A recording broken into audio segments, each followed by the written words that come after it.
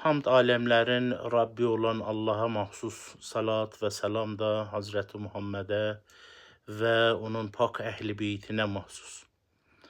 Muharrem ayı geldiğinde değerli izleyiciler, değerli kardeşlerim, Ehl-i Beyt dostlarının gönlünde farklı bir duygu canlanır.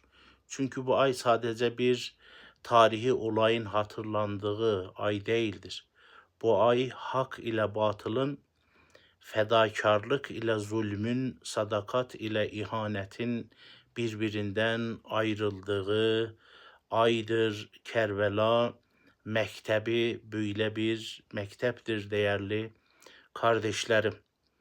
Biz bu ayda hayır işlerimizi, düğünümüzü, nişanımızı, sünnetimizi bir kenara bırakırız. İmam Hüseyin aleyhisselamın matemini yaşarız. Hem bu ayda Muharrem ayında hem de Sefer ayında biz matem tutarak, hayır işlerimizi erteleyerek İmam Hüseyin aleyhisselama olan vefamızı göstermeye gayret ediyoruz değerli kardeşlerim. Bu sebeple Ehl-i Beyt imamları aleyhisselam Muharrem günlerinde hüzünlenmiştir.